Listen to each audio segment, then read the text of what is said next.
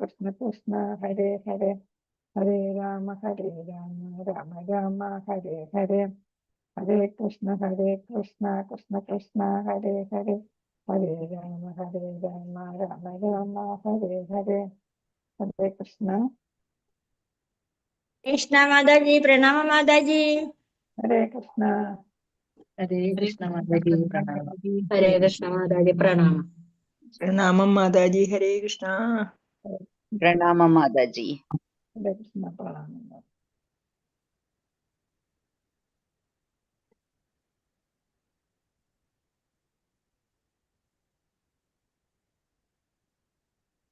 നമ്മൾ ഇന്നലെ 16ാമത്തെ ശ്ലോകം ഭാവാർത്ഥം വായിച്ചുകൊണ്ടിരിക്കുകയായിരുന്നു അല്ലെ. അപ്പോൾ കലിയുഗത്തിലെ വൈരുദ്ധ്യങ്ങള് വ്യാസദേവൻ ത്രികാലദർശിയാണ്. 3 യുഗങ്ങളിലും എന്താ നടക്കാൻ പോകുന്നത്, നടന്നത് എന്നൊക്കെ വ്യാസദേവൻ ഒരു മഹായോഗി ആയതുകൊണ്ട് അദ്ദേഹത്തിന് മനസ്സിലാകുന്നു. ഭാവിയും ഭൂതവും മുൻകൂട്ടി കാണാനായിട്ട് അദ്ദേഹത്തിന് സാധിക്കും. ഇപ്പോഴുള്ളതും കാണാൻ അറിയുന്നു അല്ലെ. പിന്നെ വരാൻ പോകുന്നതും അദ്ദേഹത്തിന് അറിയാൻ സാധിക്കുന്നു. അപ്പൊ കലിയുഗമാണ് വരുന്നത്, അതിൽ ധാരാളം വൈരുദ്ധ്യങ്ങളുണ്ടെന്ന് അദ്ദേഹം ദർശിച്ചു എന്നാണ്. കലിയുഗത്തിന്റെ പ്രത്യേകത നമ്മൾ പഠിച്ചു. ഏതാണ്? അല്പായുസാണ്. പിന്നെ എന്താണ്? ഉള്ള ആയുസ്സും അവരെന്ത് ചെയ്യുന്നു, അങ്ങോട്ടും ഇങ്ങോട്ടും ഇതാണ് കലഹിച്ച് വെറുതെ കളയുന്നു. പിന്നെ ബുദ്ധി വളരെ കുറവാണ്, അജ്ഞതയാണ്. വഴക്കാളികളാണ്. അതെ, വഴക്കാളികൾ. അത് കലഹിച്ചെന്ന് പറഞ്ഞത്. പിന്നെ എന്താണ്?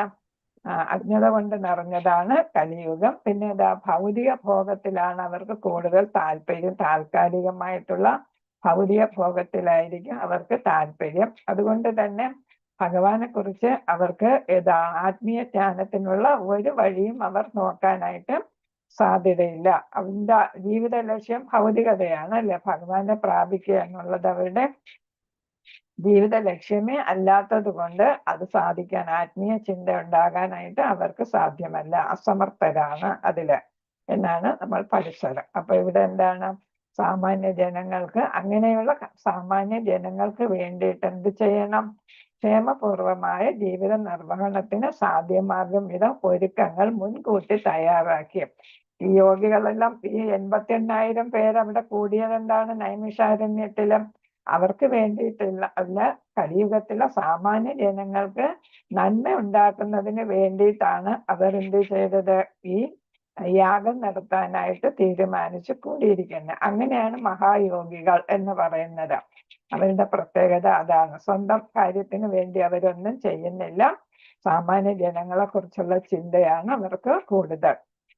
അപ്പൊ എല്ലാവരെയും ഭഗവാന്റെ സന്നിധിയിലേക്ക് തിരിച്ചു കൊണ്ടുപോകുകയാണ് അവരുടെ ലക്ഷ്യം. അതിനു വേണ്ടിയിട്ട് ഈ കലിയുഗത്തിൽ താൽക്കാലികമായ ഭൗതിക ഭോഗങ്ങളിൽ മുഴുകിയിരിക്കുന്ന അവർക്ക് ജനങ്ങൾക്ക് താല്പര്യം കൂടും. അതുകൊണ്ട് എന്താണ്? പ്രബുദ്ധരായി തീരേണ്ട ആവശ്യകതയെന്ന് അവർക്ക് അറിയില്ല. കാരണം എന്താണ്? അജ്ഞതയാണ്. ഭഗവാനെ കുറിച്ചുള്ള ജ്ഞാനമില്ലാത്തതാണ് പ്രധാനപ്പെട്ട കാരണം. അവരെയൊക്കെ എങ്ങനെ ആത്മീയ തലത്തിലേക്ക് നയിക്കും എന്നുള്ളതാണ് മഹായോഗികളുടെ ചിന്ത. ശ്ലോകം 17, 18. ഓം നമോ ഭഗവതേ വാസുദേവായ. ഭൗതികാനാം ച ഭാവാനാം ശക്തിഹ്രാസം ച തത്കൃതം അശ്രദ്ധാനാനി സത്ത. സായുള്ളൂ, ഇവിടെ സ്വായില്ല കേട്ടോ. നിസത്താൻ ദുർമേധാൻ ഹ്രസിതായുഷഃ ദുർഭഗാൻ ച ജനാൻ വീക്ഷ്യ മുനിർദിവ്യേന ചക്ഷുഷാ സർവവർണാശ്രമാണാം യത് ദധൗഹിതം അമോഘദൃക്. അപ്പൊ ഇവിടെ വ്യാസമുനിയുടെ കാര്യങ്ങൾ പറയുകയാണ്. വ്യാസമുനി എന്താണ്?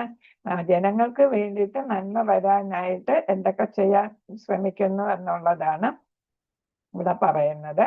ഭൗതികാനാം ച ഭാവാനാം ശക്തിഹ്രാസം ച തത്കൃതം അശ്രദ്ധാന നിസത്വാൻ ദുർമേധാൻ പ്രസിദായുഷഃ. അശ്രദ്ധാനാൻ സത്വാൻ എന്നാണ്. അശ്രദ്ധാനാൻ സത്വാൻ ദുർമേധാൻ പ്രസിദ യുഷഃ. ഹരേ കൃഷ്ണ. ദുർഭാംഗാച ജനാൻ വീക്ഷ്യ മുനിർ ദിവ്യേന ചക്ഷുഷ ദിവ്യ ചക്ഷുസ് കൊണ്ട് അല്ലെ സർവവർണാശ്രമാണാം യത് ദധൗഹിതം അമോഘദൃക് ദീർഘവീക്ഷണമുള്ള ദിവ്യ ദൃഷ്ടിയോടെ കാണുകയാണ്. എന്ന് വെച്ചാൽ ഇതാ വരാൻ പോകുന്നതെല്ലാം അദ്ദേഹത്തിന് മുൻകൂട്ടി ദർശിക്കാനായിട്ട് സാധിക്കുന്നു. അപ്പൊ ഇവിടെ നമുക്ക് പദാർത്ഥം നോക്കാം. ഭൗതികാനാം ച ഭൗതിക പദാർത്ഥങ്ങളാൽ നിർമ്മിക്കപ്പെട്ടതൊക്കെയും ഭാവാന പ്രവർത്തനങ്ങൾ ശക്തിഹ്രാസം ച പ്രകൃതി ശക്തികളുടെ ക്ഷയവും. ഇപ്പൊ കലികാലത്തില് കാണാൻ പോകുന്ന കാര്യങ്ങളാണ് ആര് പറയുന്നത്, ആര് ദർശിക്കുന്നത്?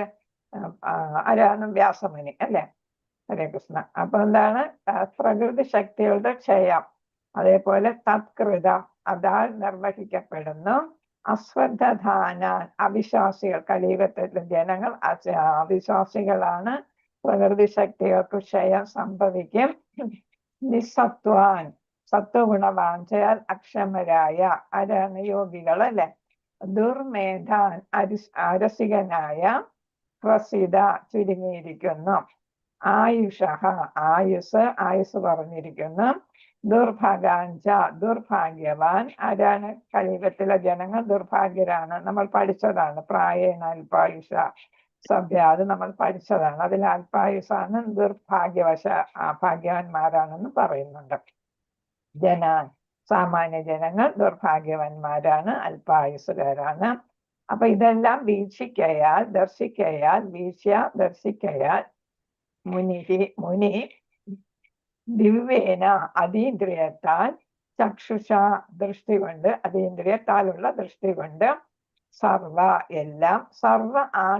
ആശ്രമാണ് എല്ലാ വർണ്ണാശ്രമങ്ങളിലുമുള്ള എന്ത് ദധൗ ധ്യാനിച്ചു ഹിതം ക്ഷേമം അമോഘദൃക് വിജ്ഞാനത്തിൽ പൂർണ്ണ സജ്ജീകൃതനായ ഒരുവൻ. അപ്പൊ അമോഘദൃക്കായ മുനി എന്ത് ചെയ്തു? കലിയുഗത്തിൽ വരാൻ പോകുന്ന കാര്യങ്ങളെല്ലാം മുൻകൂട്ടി കാണുകയാണ്. അപ്പൊ അതിനെല്ലാം പ്രതിവിധി കണ്ടെത്തണം എന്നാണ് അദ്ദേഹം നിശ്ചയിക്കുന്നത്. അതിനനുസരിച്ചാണ് അദ്ദേഹം ശ്രീമദ് ഭാഗവതം രചിച്ചത് സാമാന്യ ജനങ്ങൾക്ക് വേണ്ടിയിട്ട്. വിവർത്തനം ശ്രീല പ്രഭാതർക്ക് ജയ. കലിയുഗ സ്വാധീനത്താൽ ഭൗതികമായ സർവ്വതിനും നാശം സംഭവിക്കുന്നത് അതീന്ദ്ര ദൃഷ്ടിയാൽ ദർശിക്കയാൽ ജ്ഞാനസമ്പൂർണനായ ഉന്നത ഋഷിവരന് സാധ്യമായി. അപ്പൊ അദ്ദേഹത്തിന്റെ അമോഘ ദൃഷ്ടി കൊണ്ട്, അദ്ദേഹത്തിന് അതീന്ദ്രിയമായ ദൃഷ്ടി കൊണ്ട് എന്ത് സാധിച്ചു? കലിയുഗത്തിൽ വരാൻ പോകുന്നതെല്ലാം അദ്ദേഹത്തിന് ദൂഷ്യങ്ങളെല്ലാം ദർശിക്കാനായിട്ട് സാധിച്ചു. അപ്പൊ സത്വഗുണ അഭാവത്താൽ കലിയുഗത്തില് രജോ തമോ ഗുണമാണ്. രജോ ഗുണ സമ്പത്ത് കുന്നുകൂട്ടുക, തമോ ഗുണം എന്താണ്? അലസരായിട്ട് ജീവിതം മൃഗതുല്യമായിട്ട് ഉറങ്ങിയും കഴിച്ചും ഒക്കെ അല്ലേ, മൈഥുനം എല്ലാം ചെയ്ത് കളയുക. അപ്പൊ സത്വഗുണത്തിന്റെ അഭാവത്താൽ നാസ്തികരായ, ഭഗവാനിൽ വിശ്വാസമില്ലാത്ത, കാരണം എന്താണ്? ഭൗതികതയിൽ മുഴുകി കിടക്കുന്നത് കൊണ്ട് അവർക്ക് ഭഗവാനിൽ വിശ്വാസം വരത്തില്ല, ആത്മീയ ചിന്തയില്ല. സാമാന്യ ജനങ്ങളെ, അങ്ങനെയുള്ള നാസ്തികരായ സാമാന്യ ജനങ്ങളെ അല്പായുസുക്കളായും, അവർക്ക് ആയുസ് കുറവ് അല്ലെ. നമ്മൾ കലിയുഗത്തിൽ 100 വയസ്സാണ് മാക്സിമം അല്ലെ. ആരും അത്രയും ജീവിച്ചിരിക്കാറില്ല, വളരെ കുറവാണ് അല്ലെ 100 വയസ്സ് തികയ്ക്കുന്നവര്. പിന്നെ ഏതാണ്? അക്ഷമരാണ്, ഒന്നിനും ക്ഷമയില്ല. അതുകൊണ്ടാണ് കലഹം കൂടുതലായിട്ട് വരുന്നത്. അക്ഷമരായും അദ്ദേഹം ദർശിച്ചു. ആകയാൽ എല്ലാ വർണ്ണാശ്രമത്തിലുമുള്ള ജനങ്ങളുടെയും ക്ഷേമത്തിനായി അദ്ദേഹം പ്രാർത്ഥിച്ചു. അതാണ് ഒരു ശരിയായിട്ടുള്ള മനുഷ്യ സ്നേഹി എന്ന് പറയുന്നത് അല്ലെ. അപ്പൊ എല്ലാവർക്കും വേണ്ടി, എല്ലാ ആശ്രമങ്ങളിലുള്ളവർക്കും വർണ്ണങ്ങളിലുള്ളവർക്കും, ബ്രാഹ്മണ ക്ഷത്രിയ വൈശ്യ ശൂദ്ര ചണ്ടാള എല്ലാവർക്കും വേണ്ടിയിട്ട്. പിന്നെ എന്ത് ചെയ്തു? ബ്രഹ്മചര്യത്തിലുള്ളവര് പിന്നെ ഏതാണ്? ബ്രഹ്മചര്യ, ഗാർഹസ്ഥ്യ, വാനപ്രസ്ഥ, സന്യാസ എല്ലാത്തിലുള്ളവരുടെ ക്ഷേമത്തിനായിട്ട് ഈ മുനിവര്യൻ പ്രാർത്ഥിച്ചു. അപ്പൊ നമ്മൾ കലിയുഗത്തിലുള്ള ആളുകൾക്ക് ദോഷങ്ങൾ അകറ്റുന്നതിന് വേണ്ടിയിട്ടാണ് ആരാണ്? ഭഗവാന്റെ തന്നെ അവതാരമാണ് അല്ലെ, അദ്ദേഹം പ്രാർത്ഥിച്ചത് എന്നാണ് ഭാവാർത്ഥം. ശ്രീല പ്രഭുപാദർക്ക് ജയ്. അപ്പൊ നമ്മളിൽ നിന്ന് വ്യത്യസ്തരാണ് മുനിവര്യന്മാർ, സന്യാസിമാരെന്ന് പറയുകയാണ് ഇവിടെ. കാലക്രമേണ സർവ ഭൗതിക പദാർത്ഥങ്ങളെയും വിസ്മൃതിയിലേക്ക് തരം താഴ്ത്തപ്പെടുത്തക്ക വിധം പ്രബലമാണ് കാലത്തിന്റെ അദൃശ്യ ശക്തികൾ. അപ്പൊ ഇതാണ് ഓരോ യുഗം കഴിയും തോറും സത്യയുഗത്തിലുള്ളതിനേക്കാളും 10% കുറവാണ് സദ്ഗുണങ്ങൾ. ഇവിടെ വരുമ്പോ ത്രേതായുഗ, അതിനേക്കാൾ കുറവ് ദ്വാപരയുഗ, അതിനേക്കാൾ വളരെ കുറവ് ഇവിടെ വരുമ്പോൾ കലിയുഗത്തിൽ വരുമ്പോൾ അല്ലെ. അപ്പൊ എല്ലാ യുഗങ്ങളെക്കാളും ഏറ്റവും മോശമായിട്ടുള്ള യുഗമായിട്ടാണ് ഏത് വരിക? കലിയുഗം. ആ കലിയുഗത്തിലെ ജനങ്ങൾ സർവ ഭൗതിക പദാർത്ഥങ്ങളെയും വിസ്മൃതിയിലേക്ക് തരം താഴ്ത്തപ്പെടുന്നു ഈ കലിയുഗം എന്നാണ്. നല്ലതിനെയും ചീത്തയും എല്ലാം ഭൗതിക പദാർത്ഥങ്ങൾ. അപ്പൊ ആവശ്യത്തിന് ഭൗതിക പദാർത്ഥങ്ങളൊന്നും കാണത്തില്ല. പരീക്ഷത്തിന്റെ കാലഘട്ടത്തിലെല്ലാം സുലഭമായിരുന്നു അല്ലെ. അതേസമയം പാലൊഴുകുന്ന പോലെ എന്നാണ്. അപ്പൊ അവിടെ പശുക്കൾ മേയുന്നിടമൊക്കെ പാലുകൊണ്ട് ആയിരുന്നു എന്നാണ് പറയുന്നത്. അത്രയ്ക്ക് പാല് അവർക്ക് ചുരത്താനായിട്ട് പശുക്കൾക്ക് സാധിച്ചിരുന്നു, അത്രയ്ക്ക് സുഭിക്ഷതയായിരുന്നു എന്നാണ്. അതേസമയം അദ്ദേഹത്തിന്റെ കാലം കഴിഞ്ഞപ്പോ, പരീക്ഷത്തിന്റെ കാലം കഴിയുന്തോറും എന്ത് കാണാൻ സാധിക്കുന്നു? എല്ലാ ഭൗതിക പദാർത്ഥങ്ങളും ഇല്ലാതാകുന്നു. ആവശ്യത്തിന് ഭക്ഷണ പദാർത്ഥങ്ങളൊന്നും ഇല്ലാത്ത ഒരു കാലം വരുന്നു. അപ്പോഴാണ് എല്ലാവരും തമ്മിൽ അടി കൂടുന്നത് അല്ലേ, ബഹളം വെക്കുന്നത്, കലഹം വരുന്നത്. അപ്പൊ ബന്ധങ്ങളൊക്കെ മറന്നു പോകും. 4 യുഗങ്ങളുടെ അവസാനത്തെ യുഗമായ കലിയുഗത്തിൽ കലിയുഗത്തിന്റെ സ്വാധീനത്താൽ അഖില ഭൗതിക പദാർത്ഥങ്ങളുടെയും ശക്തി ക്ഷയിക്കുന്നു. ഇപ്പൊ പൃഥു മഹാരാജാവിന്റെ കാലം വന്നപ്പോ രാജാവ് വേനന്റെ കാലഘട്ടത്തിൽ പൃഥ്വി എന്ത് ചെയ്തു? എല്ലാം ഒളിപ്പിച്ചു വെച്ചു. അതേസമയം പൃഥുവിന്റെ വന്നപ്പോ പൃഥു മഹാരാജാവ് എല്ലാം ഭൂമിദേവിയുടെ നിന്ന് പിടിച്ചെടുത്തു എന്നാണ് പറഞ്ഞല്ലേ. വീണ്ടും സമർത്ഥമാക്കി. അപ്പൊ ഇവിടെ പിന്നെ നമ്മുടെ പരീക്ഷത്തിന്റെ കാലഘട്ടത്തിൽ എല്ലാം ഉണ്ടായിരുന്നു. പക്ഷെ അത് കഴിഞ്ഞപ്പോ എല്ലാം ക്ഷയിക്കുന്നതായിട്ട് ആര് കാണുന്നു? വ്യാസദേവൻ ക്ഷയിക്കാൻ പോകും എന്നുള്ളതാണ്, ഇത് മുൻകൂട്ടി കാണുകയാണ്. കലിയുഗത്തിൽ സാമാന്യ ജനങ്ങളുടെ ആയുസ്, ഓർമ്മശക്തി ഇതെല്ലാം ആധിക്യമായി എന്ന് വെച്ചാൽ വളരെയധികം ചുരുങ്ങുന്നു, കുറയുന്നു. ദ്രവ്യങ്ങളുടെ പ്രവർത്തനവും എന്ന് വെച്ചാൽ നമുക്ക് ആവശ്യത്തിനുള്ള ഭൗതിക വസ്തുക്കളുടെ പ്രവർത്തനവും അവ പ്രോത്സാഹജനകമല്ല. അപ്പൊ നമുക്ക് കിട്ടുന്ന വസ്തുക്കളും വളരെ കുറവായിരിക്കും. ഇതര യുഗങ്ങളിൽ ഉത്പാദിപ്പിച്ച അത്രയും തോതിൽ ഭൂമി ഭക്ഷ്യധാന്യങ്ങളെ ഉത്പാദിപ്പിക്കുകയില്ല. മുമ്പ് പ്രദാനം ചെയ്തിരുന്ന അത്രത്തോളം പാലുൽപ്പന്നങ്ങളൊന്നും കിട്ടത്തില്ല. അതൊന്നും ഗോക്കളും ചുരത്തത്തില്ല. പാല് നേരത്തെ പോലെ ഒഴുകത്തില്ല. ഫലമൂലാദികളുടെ ഉത്പാദനം പണ്ടത്തേതിനേക്കാൾ വളരെ കുറവായിരിക്കും. പരീക്ഷത്തിന്റെ കാലത്ത് ഇന്നതൊക്കെ ഉണ്ടായിരുന്നു എന്ന് പറഞ്ഞു. അതെല്ലാം പരീക്ഷത്തിന്റെ കാലം കഴിയുമ്പോൾ എല്ലാം ഇല്ലാതെ പോകും എന്ന് മുൻകൂട്ടി കാണുകയാണ്. അപ്രകാരം എല്ലാ ജീവസത്തകൾക്കും, മൃഗങ്ങൾക്കും, മനുഷ്യർക്കും വേണ്ടത്ര പോഷക സമൃദ്ധമായ ഭക്ഷണം ലഭിക്കുകയില്ല. നിരവധി ജീവിത ദൗർലഭ്യം ജീവിതായുസ്സിനെ ചുരുക്കം. അപ്പൊ നമുക്ക് ആവശ്യത്തിന് ഭക്ഷണ സാധനങ്ങളൊക്കെ ഉണ്ടെങ്കിൽ നമ്മൾ ആരോഗ്യപൂർണമായിട്ടിരിക്കും അല്ലെ. ആരോഗ്യമൊക്കെ ഉണ്ടെങ്കിൽ നമുക്ക് എന്ത് കിട്ടുള്ളൂ? നമ്മുടെ ജീവിത ആയുസ് കൂടത്തുള്ളൂ അല്ലെ. അപ്പൊ ആയുസ് കൂട്ടാനുള്ള സാധനങ്ങളുടെയൊക്കെ ദൗർലഭ്യം വരും എന്നാണ്. അങ്ങനെ നമുക്ക് ആയുസ് കുറയും, ഓർമ്മശക്തി ക്ഷയിക്കും, ബുദ്ധിക്ക് ക്ഷയം സംഭവിക്കും, പരസ്പര കൈമാറ്റത്തിൽ ആത്മവഞ്ചന സാന്ദ്രമാവുകയും ചെയ്യും. നമ്മൾ മഹാബലിയുടെ കാലത്ത് കള്ളവുമില്ല, ചതിയുമില്ല, എള്ളോളമില്ല, പൊളിവചനം എന്ന് പഠിച്ചല്ലേ. ഇവിടെ എല്ലാത്തിലും ആത്മവഞ്ചനയായിരിക്കും. അറിഞ്ഞുകൊണ്ട് തന്നെ വഞ്ചിക്കുന്നതാണ് ആത്മവഞ്ചന എന്ന് പറയുന്നത് അല്ലെ. നമ്മൾ അറിഞ്ഞുകൊണ്ട് മറ്റുള്ളവരെ പറ്റിക്കും. അതാണ് ആത്മവഞ്ചന സാന്ദ്രമാകും, അതും ഉണ്ടാകും എന്നാണ് കാണപ്പെടും. അപ്പോ വരാൻ പോകുന്ന കലിയുഗത്തിന്റെ കാര്യങ്ങൾ ആര് കണ്ടതാണ്? അമോഘ ദൃഷ്ടിയുണ്ട്. ആര് കാണുന്നു? വ്യാസദേവൻ.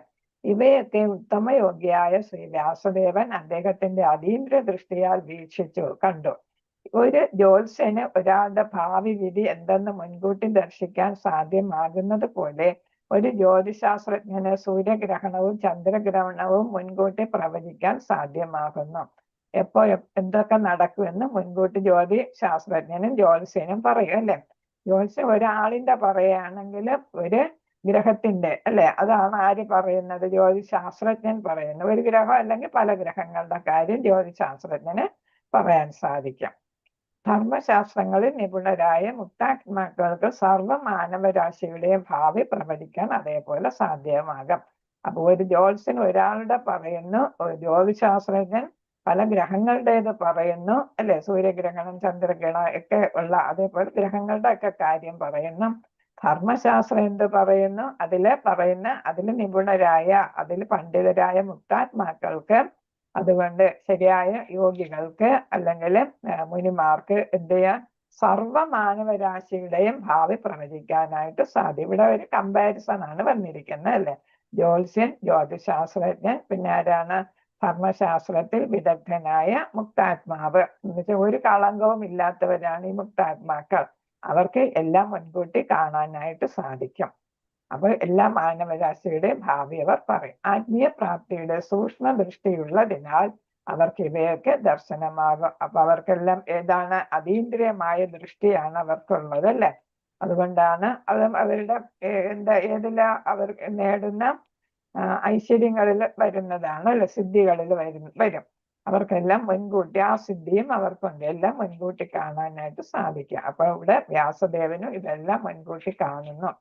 അവണ്ണം അപ്രകാരം സർവ അതീന്ദ്രിയവാദികളും വ്യാസദേവനെ പോലെയുള്ള മറ്റ് അതീന്ദ്രിയ തലത്തിലുള്ള മുനികൾ, ഭൗതികതയിൽ നിന്ന് വിട്ടുനിൽക്കുന്ന മുനികളെല്ലാം സ്വാഭാവികമായി ഭഗവത് ഭക്തരാകയാൽ അവർ സാമാന്യ ജനങ്ങളുടെ ക്ഷേമ സേവനത്തിനായി സദാ ഉത്സുകരാണ്. ഇപ്പൊ അതീന്ദ്രവാദികളുടെ പ്രത്യേകതയാണ് ഇവിടെ എടുത്തു പറയുന്നത്. അവരെന്താണ്? ഭഗവാന്റെ ഭക്തരാണ്. അപ്പൊ ഭഗവാന്റെ അംശങ്ങളാണ് എല്ലാ ജനങ്ങളും അല്ലെ. അപ്പൊ അതുകൊണ്ട് സാമാന്യ ജനങ്ങൾ പ്രത്യേകിച്ച് എന്നുവെച്ചാൽ വലിയ ബുദ്ധിയൊന്നും ഇല്ലാത്ത സാധാരണക്കാരുടെ ക്ഷേമ സേവനത്തിനായി അവർ എപ്പോഴും തയ്യാറാണ്, താല്പര്യമുള്ളവരാണ്, ആകാംക്ഷയുള്ളവരാണ്. സാധാരണക്കാരുടെ യഥാർത്ഥ മിത്രങ്ങളാണ് അവർ. അപ്പൊ ഇവിടെ മുനിവര്യന്മാരെ കുറിച്ചാണ് പറയുന്നത്. അതീന്ദ്ര തലത്തിലുള്ള മുനികൾ എന്താണ്? ഭക്തരാണ്, ഭഗവാന്റെ സാമാന്യ ജനങ്ങളുടെ സേവനത്തിൽ അവർ താല്പര്യരാണ്, യഥാർത്ഥ മിത്രങ്ങളാണ് സാധാരണക്കാരുടെ. അല്ലാതെ 5 നിമിഷത്തിന് ശേഷം എന്ത് സംഭവിക്കുമെന്ന് മുൻകൂട്ടി മനസ്സിലാക്കാൻ കഴിയാത്ത പൊതുജന സേവകരെന്നറിയപ്പെടുന്ന നേതാക്കളെ പോലെ അല്ല അവർ. ഇവരൊന്നും എന്താണ് ഇങ്ങനെ നേതാക്കന്മാരെ പോലെ എന്ത് ചെയ്യുന്നില്ല, പ്രകടിപ്പിച്ച് നടക്കത്തില്ല. അവർക്ക് അടുത്ത നിമിഷം എന്ത് സംഭവിക്കും എന്നുള്ളത് പറയാൻ അറിയാത്തവരാണ്. അതേസമയം മുനീന്ദ്രന്മാർ മൗനികളായിട്ടിരുന്ന് എന്ത് ചെയ്യുന്ന എല്ലാം മുൻകൂട്ടി കണ്ട് ജനങ്ങളുടെ ക്ഷേമത്തിന് വേണ്ടി പ്രവർത്തിക്കുന്നു. അതാണ് ഭൗതികതയിൽ മുഴുകിയിരിക്കുന്ന ഇപ്പോഴത്തെ ആളുകളും നേതാക്കന്മാരും മുമ്പുള്ള മുനീന്ദ്രന്മാരും തമ്മിലുള്ള വ്യത്യാസം. അതീന്ദ്രിയ തലത്തിലുള്ള മുനീന്ദ്രന്മാരും തമ്മിലുള്ള വ്യത്യാസം. ഈ യുഗത്തിൽ സാമാന്യ ജനങ്ങളും സ്വയം നേതാക്കളെന്ന് സംബോധന ചെയ്യുന്നവരും നിർഭാഗ്യവാന്മാരും ആത്മീയജ്ഞാനത്തിൽ വിശ്വാസമില്ലാത്തവരും കലിയുഗ സ്വാധീനത്തിൽ അകപ്പെട്ടവരുമാണ്. അപ്പൊ ഇവിടെ എന്താണ്? ജനങ്ങളും ബുദ്ധിയില്ലാത്തവരാണ്, നിർഭാഗ്യവാന്മാരാണ്, ആത്മീയജ്ഞാനം ഇല്ലാത്തവരാണ്, കലിയുടെ സ്വാധീനത്തിൽപ്പെട്ട് ഭൗതികതയെ മുഴുകിക്കിടക്കുന്ന എല്ലാ ദൂഷ്യവശങ്ങളും ഉള്ളവരാണ്. അവരെ നയിക്കുന്നവരും അതുപോലെ തന്നെ എന്നാണ് ഇവിടെ പറയുന്നത് അല്ലെ. നയിക്കുന്നവർക്കും ഒരു വിവരവുമില്ല, അവർ സ്വാർത്ഥരുമാണ്. നിരവധി രോഗങ്ങളാൽ അവർ സദാ പീഡിതരാണ്. ആരാണ്? ജനങ്ങളും അതേപോലെ ഈ നേതാക്കന്മാരും. അവർക്ക് വിജ്ഞാനമില്ല അല്ലെ, യഥാർത്ഥത്തിൽ ഉള്ള ജ്ഞാനം അവർക്കില്ല. അവർ ഭൗതികതയെ പണം സമ്പാദിക്കുക, ഏതു വിധേനയും ചീത്ത മാർഗത്തിലൂടെ സ്വന്തം കാര്യത്തിന് വേണ്ടി പണം സമ്പാദിക്കുക എന്നുള്ള, അല്ലാതെ പൊതുജനങ്ങളെ സേവിക്കുക എന്നുള്ള നിസ്വാർത്ഥമായിട്ടുള്ള പ്രവർത്തനങ്ങളൊന്നുമില്ല. ദൃഷ്ടാന്തമായി, ഉദാഹരണമായി വർത്തമാന യുഗത്തിൽ അനേക ക്ഷയരോഗികളും നിരവധി ക്ഷയരോഗ ആശുപത്രികളും നിലവിലുണ്ട്. എന്നാൽ പണ്ട് അപ്രകാരമായിരുന്നില്ല. ഇപ്പൊ ധാരാളം രോഗങ്ങൾ പെടുന്നു. കാരണം എന്താണ്? നമ്മൾ കഴിക്കുന്നതും ശ്വസിക്കുന്നതും എല്ലാം വിഷമാണല്ലേ. അങ്ങനെ വരുമ്പോൾ നമുക്ക് പല പല അസുഖങ്ങൾ വരുന്നു. അതിലൊരു ഉദാഹരണം പറഞ്ഞു എന്നേ ഉള്ളൂ, ക്ഷയരോഗം. ശ്വാസകോശത്തിന് അന്തരീക്ഷം മലിനമാകുന്നത് കൊണ്ടാണ് നമുക്ക് കൂടുതൽ ശ്വാസകോശ സംബന്ധമായിട്ട് രോഗങ്ങൾ വരുന്നത് അല്ലെ. അലർജി എന്നൊക്കെ നമ്മൾ പറയുന്നു. ഇപ്പൊ പൊടിവളലും അതും ഇതുമൊക്കെ ആയിട്ടാണ്. എന്നാൽ പണ്ട് അപ്രകാരം ആയിരുന്നില്ല. കാരണം അന്ന് കാലം ഇത്ര പ്രതികൂലമല്ലായിരുന്നു. അപ്പൊ കലിയുഗത്തിൽ നിന്നും വ്യത്യസ്തമായിരുന്നു ദ്വാപരയുഗം. അതിനേക്കാൾ മേന്മയേറിയതായിരുന്നു ത്രേതായുഗം. ഏറ്റവും നല്ലത് സത്യയുഗം.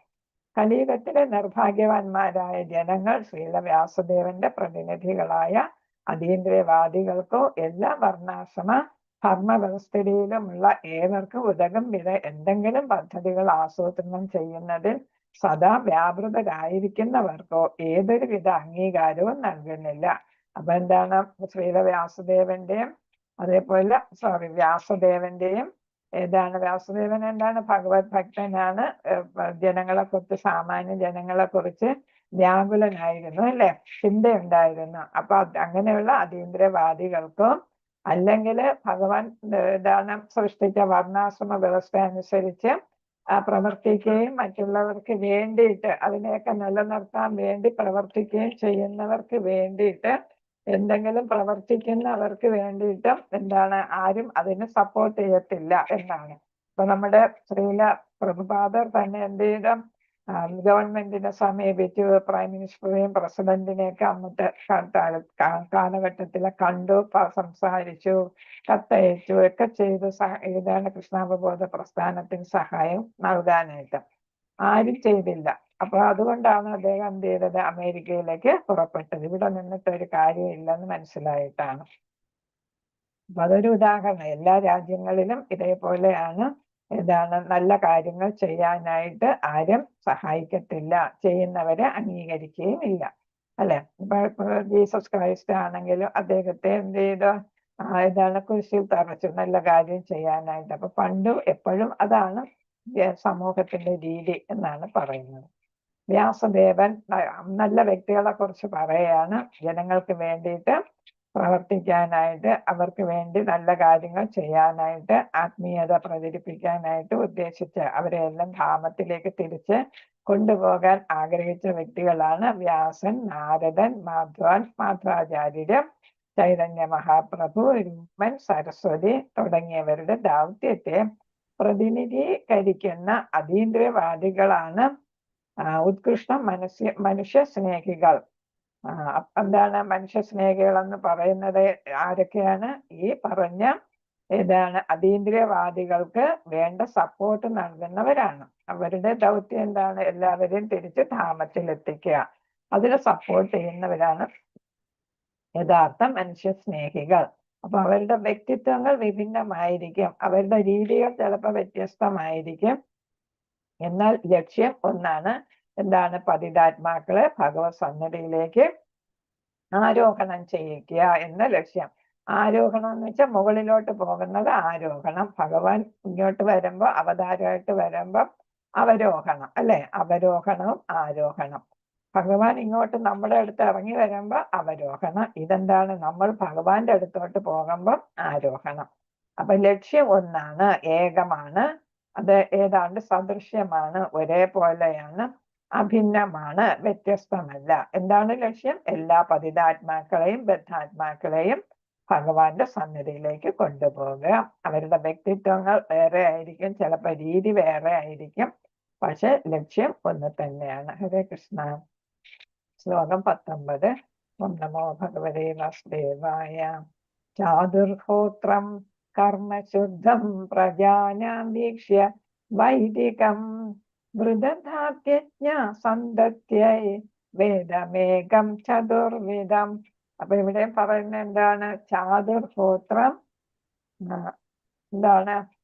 കർമ്മശുദ്ധം പ്രജാനാം വീക്ഷ്യ വൈദികം വൃദധാത്യജ്ഞ സന്തത്യൈ വേദം ഏകം ചതുർവിധം. അപ്പൊ ചാതുഹോത്രം, ചാതുർ എന്ന് പറയുന്ന ഇവിടെ ഈ വിസർഗത്തിന് ഇവിടെ ഈ ഒരു ശബ്ദം കൊടുക്കും.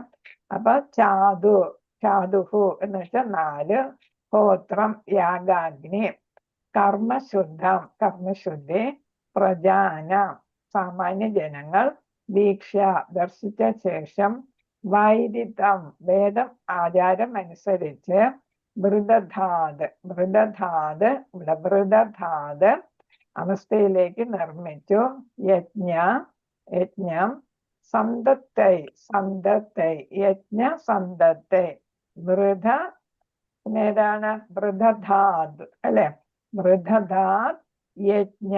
ഇവിടെ യാസ് അടയാളാണ് ഈ കൊടുത്തിരിക്കുന്നത്. വൃഥധാത് യജ്ഞ സന്തത്യായി. അപ്പൊ ഇവിടെ മീനിങ് വരുന്ന എന്താണ്? അവസ്ഥയിലേക്ക് എന്ത് ചെയ്യുക? അവസ്ഥയിലേക്ക് നിർമ്മിച്ചു. യജ്ഞം എന്ന് പറയുന്ന പിന്നെ എന്താ? സന്തത്തെ വിസ്തരിക്കാനായി. വേദം ഏകം, ഏകവേദം. ചതുർവിധം 4 വിഭാഗങ്ങളാക്കി. അപ്പൊ ഇവിടെ എന്ത് ചെയ്തു? ഈ സാമാന്യ ജനങ്ങൾക്ക് കൂടുതൽ കാര്യങ്ങൾ മനസ്സിലാക്കുന്നതിന് വേണ്ടിയിട്ട് എന്ത് ചെയ്തു? ഒരു വേദമേ ഉണ്ടായിരുന്നുള്ളൂ, യജുർവേദം. നമ്മൾ ചരിത്രത്തിൽ പറയുന്ന ആദ്യ വേദം ഋഗ്വേദം എന്നാണ്. പക്ഷെ ഇവിടെ ഏതാണ് ഭാഗവതത്തിൽ പറയുന്നത് യജുർവേദമാണ് ആദ്യത്തെ വേദം, ആദ്യം ഉണ്ടായിരുന്ന വേദം. യജുർ എന്ന പേരിന് വരുന്ന എന്താണ്? ഇവിടെ യജ്ഞത്തിനെ കുറിച്ച് പറഞ്ഞു, യാഗാഗ്നിയും യജ്ഞം അല്ലെ. അപ്പൊ യജ്ഞപ്രധാനമായത് യജുർവേദം എന്നാണ് പറയുന്നത്. യജ്ഞപ്രധാനമായത് യജുർവേദം എന്നാണ് അതിന് അർത്ഥം കൊടുക്കുന്നത്. ആ യജുർവേദത്തിന് എല്ലാവർക്കും, യജുർവേദമാണ് കർമ്മകാണ്ഡത്തിൽ പറയുന്നത് അല്ലെ. വേദങ്ങൾ പറയുന്ന എന്താണ്? യജ്ഞങ്ങളാണ് അല്ലെ. യജ്ഞങ്ങളാണ് കർമ്മകാണ്ഡത്തിൽ പറയുന്ന, വേദങ്ങൾ പറയുന്ന കർമ്മകാണ്ഡത്തിലെ യജ്ഞമാണ്. ആ യജ്ഞങ്ങൾ വേണ്ടതാണ് മനുഷ്യനെ എവിടോട്ട് കൊണ്ടുപോകാൻ? ആധ്യാത്മികതയിലോട്ട് കൊണ്ടുപോകാൻ. അപ്പൊ അത് സംസ്കൃതത്തിലൊക്കെ എഴുതിയിരിക്കുന്നു. കലിയുഗത്തിലെ ജനങ്ങൾ ബുദ്ധി കുറഞ്ഞവരാണ്, പിന്നെ ആയുസ്സും കുറഞ്ഞവരാണ്. അതുകൊണ്ട് അവർക്ക് മനസ്സിലാകുന്ന വിധം ഭഗവാൻ വ്യാസദേവൻ എന്ത് ചെയ്തു? ഒരു വേദം ഉണ്ടായിരുന്നത് 4 വേദമായിട്ട് വിഭജിച്ചു എന്നാണ് ഇവിടെ പറയുന്നത്. ചതുർവിധം 4 വിഭാഗങ്ങളാക്കി. എന്തിനാ? സാധാരണ ആളുകൾക്ക് അത് വിസ്തരിച്ചു കൊടുക്കുന്നതിന് വേണ്ടിയിട്ട്. ഹരേ കൃഷ്ണ. വിവർത്തനം ശ്രീല പ്രഭുപാദക്ക് ജയ്. വേദങ്ങളെ പ്രതിപാദിച്ചിരിക്കുന്ന യജ്ഞങ്ങൾ സാമാന്യ ജനങ്ങളുടെ കർമ്മങ്ങളെ ശുദ്ധീകരിക്കുന്നതിനുള്ള മാർഗങ്ങളാണെന്ന് അദ്ദേഹം ദർശിച്ചു. ആര് ദർശിച്ചു? വ്യാസദേവൻ. ആകയാൽ പ്രവർത്തന പദ്ധതികള് ലഘൂകരിക്കുന്നതിനായി. ഏത് പ്രവർത്തനം? യജ്ഞകർമ്മങ്ങള്. അപ്പൊ ഇതൊക്കെ യജ്ഞങ്ങളെല്ലാം ആര് ശുദ്ധീകരിക്കാൻ? നമ്മൾ മന്ത്രങ്ങളൊക്കെ ചൊല്ലുകയും കേൾക്കുകയൊക്കെ ചെയ്യപ്പം സാധാരണക്കാർക്ക് മനസ്സിലാകത്തില്ല. പക്ഷെ നമുക്ക് വേണ്ടി യജ്ഞാചാര്യൻ അതൊക്കെ ചെയ്യും അല്ലെ. അപ്പൊ അത് കേൾക്കുകയും പങ്കെടുക്കുകയൊക്കെ ചെയ്യുമ്പോൾ എന്ത് സാധിക്കും? നമ്മുടെ ശുദ്ധീകരണം സാധിക്കും. കർമ്മങ്ങളെ ശുദ്ധീകരിക്കുന്നു. അപ്പൊ കർമ്മ ശുദ്ധീകരണത്തിനുള്ള മാർഗമാണ് ഈ യജ്ഞങ്ങളെന്ന് വ്യാസദേവൻ മനസ്സിലാക്കി.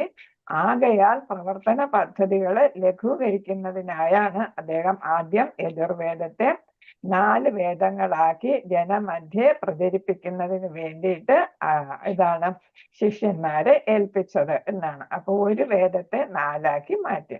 ആർക്ക് വേണ്ടി? സാമാന്യ ജനങ്ങൾക്ക് വേണ്ടി. അപ്പൊ അദ്ദേഹം എന്തിൽ വിശ്വസിച്ചു? കർമ്മകാണ്ഡത്തിൽ അല്ലേ. അപ്പൊ യജ്ഞം ചെയ്ത് മനുഷ്യർക്ക് പ്യൂരിഫിക്കേഷൻ, ശുദ്ധീകരണം നടക്കും. യജ്ഞങ്ങളിലൂടെ അവരുടെ കർമ്മങ്ങളെ ശുദ്ധീകരിക്കാനായിട്ട് സാധിക്കും. യജ്ഞങ്ങളിലൂടെ കർമ്മങ്ങളെ ശുദ്ധീകരിക്കാൻ സാധിക്കും എന്ന് കരുതി 4 വേദങ്ങളാക്കി മാറ്റി. ഹരേ കൃഷ്ണ. ഭാവാർത്ഥം ശ്രീല പ്രഭുപാദക്ക് ജയ്. പൂർവമായി എന്ന് വെച്ചാൽ ആദ്യം ഉണ്ടായിരുന്നത് യജുർവേദം എന്ന നാമത്തിൽ ഏക വേദമായിരുന്നു. ഒരു വേദം പ്രത്യേകം പരാമർശിക്കുന്ന 4 യജ്ഞവിഭാഗങ്ങളും ഉണ്ടായിരുന്നു. എന്നാൽ അവയുടെ അനായാസമായ നിർവഹണാർത്ഥം 4 വർണ്ണങ്ങളുടെ, അപ്പൊ എന്താ ഇവിടെ ചെയ്തത്? ഒരു വേദത്തിന് അദ്ദേഹം എന്തായിട്ട് മാറ്റി? 4 വേദങ്ങളാക്കി മാറ്റുകയും അതിന്റെ യജ്ഞവിഭാഗങ്ങൾ, ഓരോന്നിനും യജ്ഞവിഭാഗം ഉണ്ടായിരുന്നു.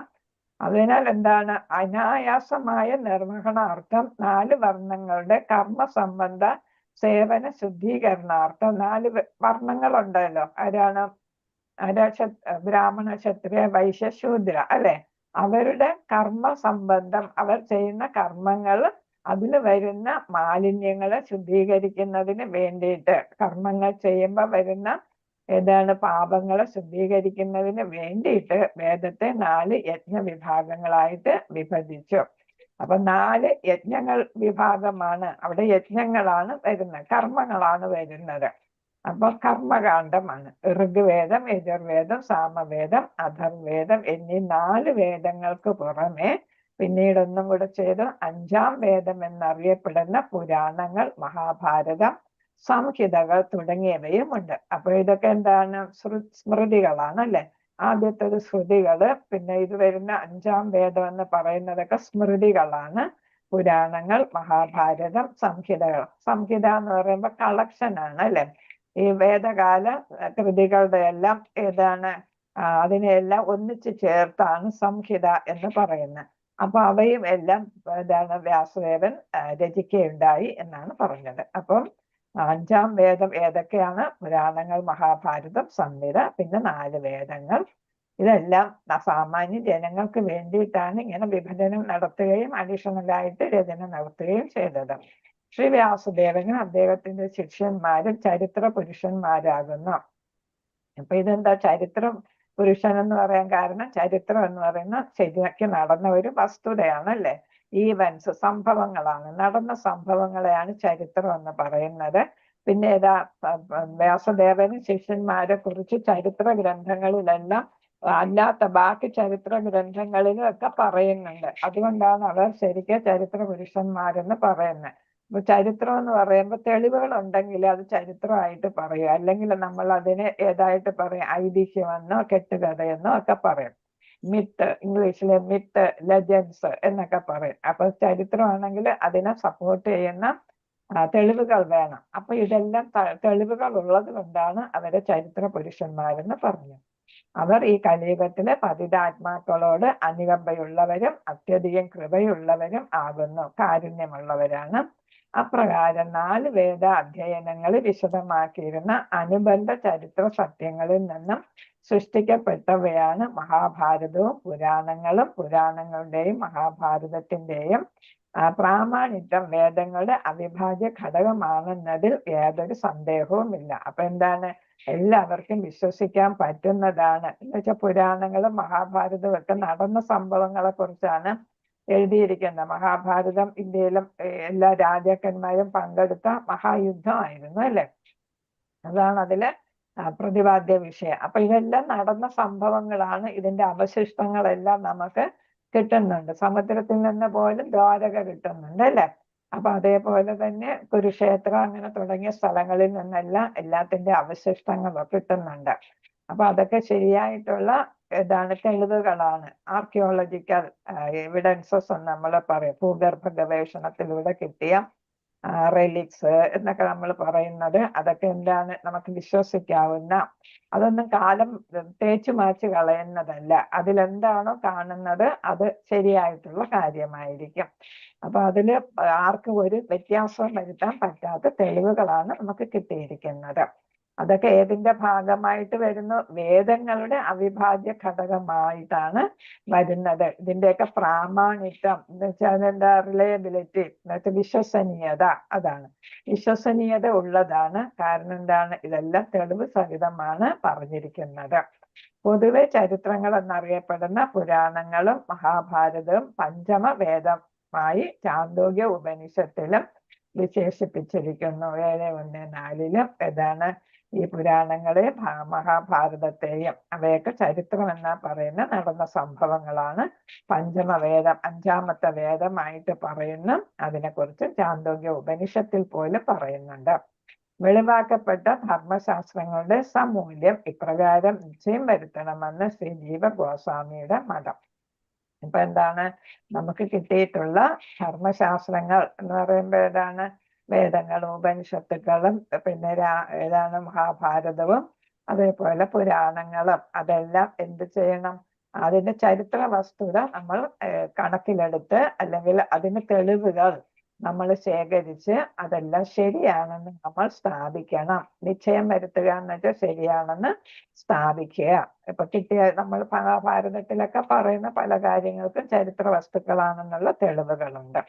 അപ്പൊ അതൊക്കെ വീണ്ടും വീണ്ടും കൂടുതൽ കാര്യങ്ങൾ സമർത്ഥിക്കാനായിട്ട് ഈ അവശിഷ്ടങ്ങളും ഇതുമെല്ലാം നമ്മൾ ഭൂഗർഭ ഗവേഷണത്തിലൂടെ എല്ലാം കണ്ടെടുത്തും കൃതികളിലൂടെയും എല്ലാം നമ്മൾ മനസ്സിലാക്കി അവയുടെ യാഥാർത്ഥ്യം അല്ലെങ്കിൽ വിശ്വസനീയത വർദ്ധിപ്പിക്കണമെന്നാണ് ജീവഗോസ്വാമി സദ്ഗോസ്വാമിമാരിൽ ഒരാളായിട്ടുള്ള അത് പറഞ്ഞു. ഹരേ കൃഷ്ണ. വാഞ്ചകൽപതരൂപശ്ച കൃപാ സിന്ധുഭ്യേവ പതിദാന പാവനേഭ്യോ വൈഷ്ണവേഭ്യോ നമോ നമഃ. अनंत कोटि वैष्णव भक्तवृंद की जय। श्रील प्रभुपाद की जय। गुरु महाराज की जय। ग्रंथराज श्रीमद् भागवतम की जय।